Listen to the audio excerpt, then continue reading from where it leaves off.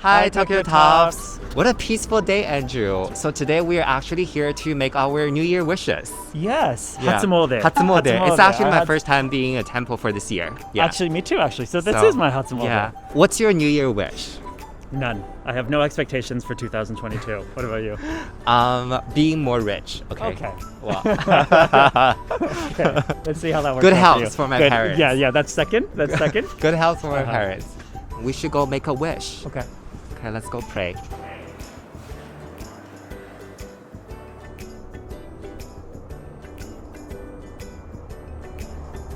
Good? Yes, let's go.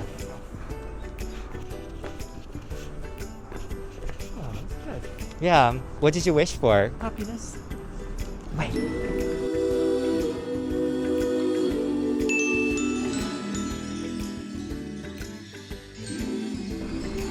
The guy from Queer Eye? Yeah, he's a makeup artist. Let's say hi to him. Yeah. Yeah. Introducing Kodo Nishimura, a Buddhist monk who, well, also happens to wear heels.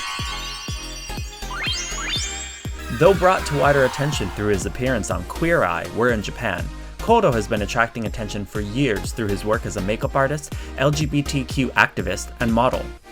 Known for his unique ability to share Buddhist teachings through beauty and makeup, Kodo is releasing a book this month to share his views on positivity and self-acceptance. So, let's sit down with arguably the fiercest monk to have ever struck through Shibuya Crossing and hear his thoughts on Buddhism and LGBTQ issues.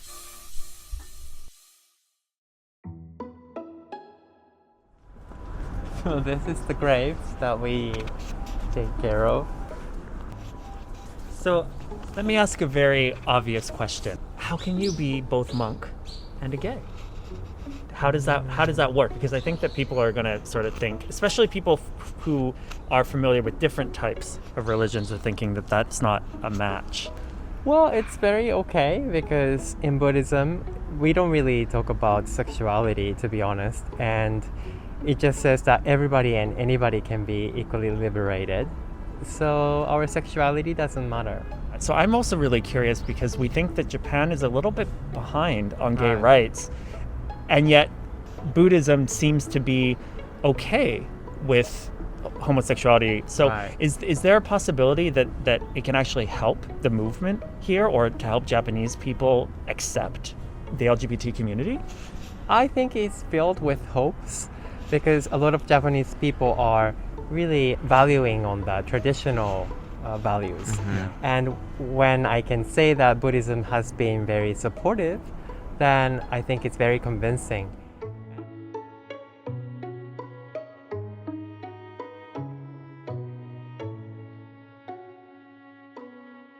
I have a question. So when you came out as a homosexual to the Buddhism community, Yes. was there any criticism or any concerns, or how was your parents, reaction to it? To my surprise, there were no criticism, and everybody was pretty welcoming me.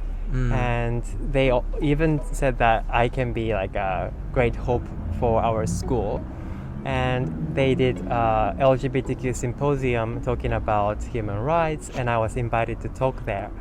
And as you can see, I'm wearing this pin, which was issued by Japan Buddhist Federation, which consists of 23 schools of Japanese Buddhism. Wow. And they funded me to issue a rainbow sticker, which is the same design as this, in order to promote equality in Japanese Buddhism and beyond.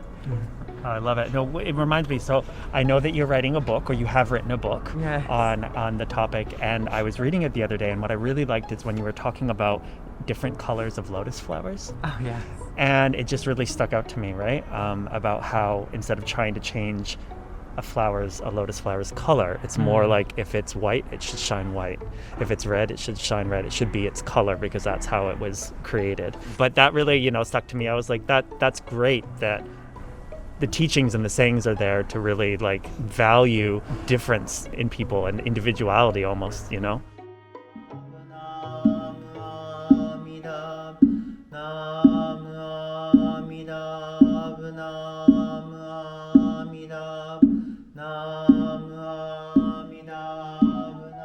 So, actually, I have a question today because I brought Yes, something a little bit. I love it. Thank you.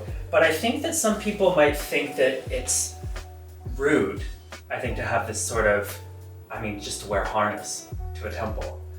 But I'm also curious as to hear your thoughts on it, because I feel like after reading your book and talking to you that the whole point is to be a little bit more yourself, to be authentic. Right. So if I'm wearing this to be my authentic self, is that rude? I don't think it's rude. I think it is rude if you know that they're gonna be offended. I think it's rude if it's gonna make other people really uncomfortable for a reasonable reason. Then maybe yes. In Buddhism, we say don't kill, don't steal, don't cheat.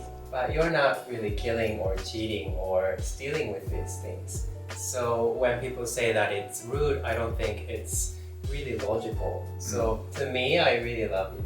So I think it's. But I think that that's also something kind of brings me into my next question. Is I think a lot of people who watch our videos think,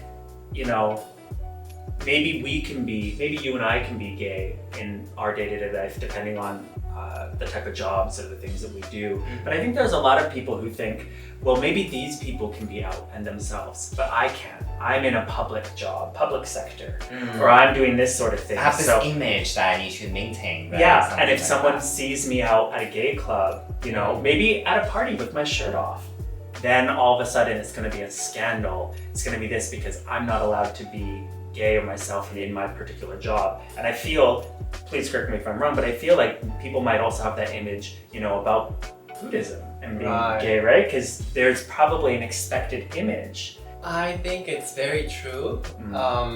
I also had a lot of struggles with my image, how people see me, and how I'm expected to answer that.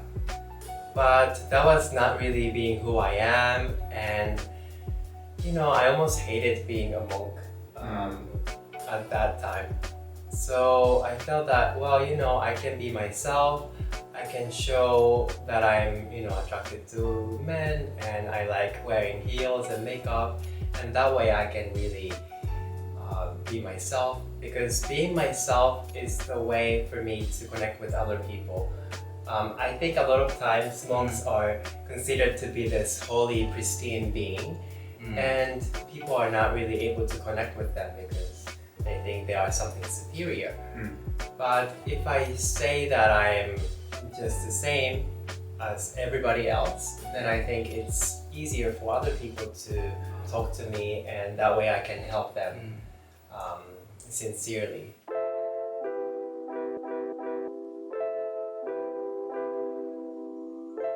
I simply thought in Buddhism that monks are not allowed to have sex. Right? Yeah. That's what I thought too, but I'm born by monk parents. Yeah. Oh, that's true. So Yeah. my understanding, I was shocked when I first heard it when I was super young. And I didn't know that because do you have lots of monk images in the media? They're very highly disciplined. When I was younger, in this room, after the ceremonies, the monks were gathering and having alcohol. And all of them, not all of them, but many of them have children. So I was like, how strict and how realistic are they? How hard are they following these rules? I don't want to be disregarding these rules if I become a monk, because how proud could I be as a monk? And how convincing I will be. So that was a huge question for me.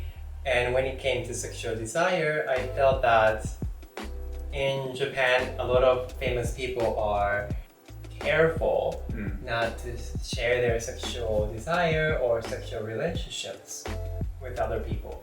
But I wanna make the environment a little more prone to these things and be more relaxed and be understanding. So what if I talk about sexual desire, then wouldn't I be able to make this the environment a little looser for everybody? Wait, so can a monk go to a circuit party? Yes. Actually, I went. You went? Yeah, I went a Which few one? years ago in Barcelona. How was it? Did you enjoy it? Oh, you know what? I went alone. When I went into the female changing room, it was Darker. no, it was not dark. It Oh. was, There was. you know, they were exchanging bodily fluids. Oh my god. Yeah. Oh. Yeah, so I think that's part of the thing is people would say, wait, you're not supposed to. Yeah, do but that. you know, like unless I understand the situation or the problems that people are facing, how much can I relate to them? I'm not this holy person. I just learned these, you know, Buddhist teachings, and I can refer to some of the teachings so that people can get inspired by things that I learned. It's not about like me being this holy pure being. I think it's just the media representation. Like I still have the image of, you know, what I've seen on Chinese media, like those images I thought the monk what they should be. So like there isn't like any modern adaptation or like update. For example, like so true. yeah, or even to like when I watch of your videos, like on other videos like YouTube or any production, you still present a very divine kind of images to me, even though you look very fabulous. But today it's my first time like listening to your story at the secret party. We're talking about, you know, sex, and that really makes me feel that, oh, you're not that divine being, but you're actually just trying to inspire other people as a normal person with the Buddhism teaching. You know, that really connect me right now.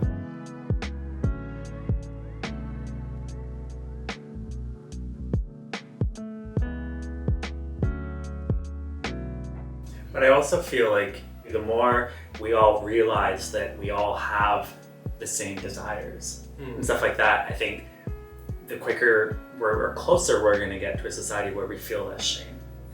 Yeah, let's talk about the circuit parties and going into rooms where people are exchanging bodily fluids. There are people who are going to not going to want to talk about that. Even let's talk about coming out, same sort of thing, right? There are going to be people who have these desires and feelings who don't want to come out because they think it's wrong or that no one will understand them or that, you know, their feelings are either not right or that other people don't share them.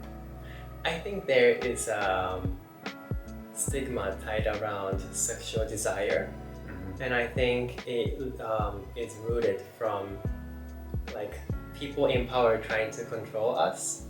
I know that in the past, religion was used to restrict sexual intercourses because there were too many children and they didn't have enough resources to support them. Or maybe there were like some diseases that was infested and needed to be taken care of. But it's not really the sexual desire that's bad. So I think we need to really look into the history and what was happening at that time, so that we are kind of resolved and we can allow ourselves to feel the emotions that we feel. Yeah. That's a really good example, is that to recognize the times, like the era that these ideas came about, where there were diseases that couldn't be taken care of at the time. If there were an abundance of children that couldn't be taken care of at the time, that's at that time. We can look at it now and with a different view and say, we can take care of this in a different way. Right. Therefore, should we think about this idea in a different way as well? Definitely you mentioned about how religion was used to control people. Like definitely the gender equality, like man was supposed to do something, but woman doing something the same thing will be seen as filthy, like they're not like, you know, worthy. I actually talk about this on another video. Like I used to have this image of women shouldn't be talking about sex because girls are supposed to be pure. They shouldn't have sex like before they get married, otherwise they're bad, they're, you know, like breaking the rules. So definitely I can relate to, you know, what you were talking about.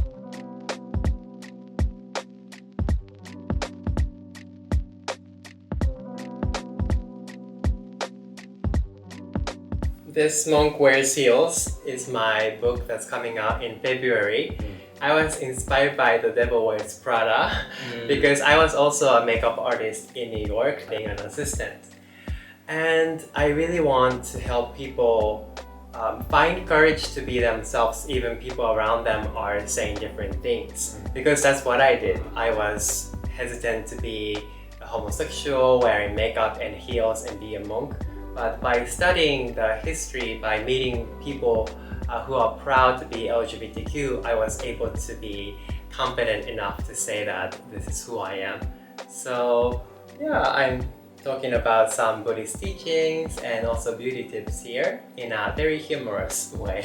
Obviously, I think the messages in the book are applicable to, the world at large. But as a gay man reading this, I felt it really had a lot of messages that were really important for the community. So thank you for writing it. Thank you so much for coming out today. I really appreciate it. We do have another video with you, and we're gonna talk about Compliment Battle, which is a game that can help you love yourself even more. So stick around. We'll get that video out to you next time, and stay tuned. Alright, see you next time. Thank you. Bye-bye. Bye.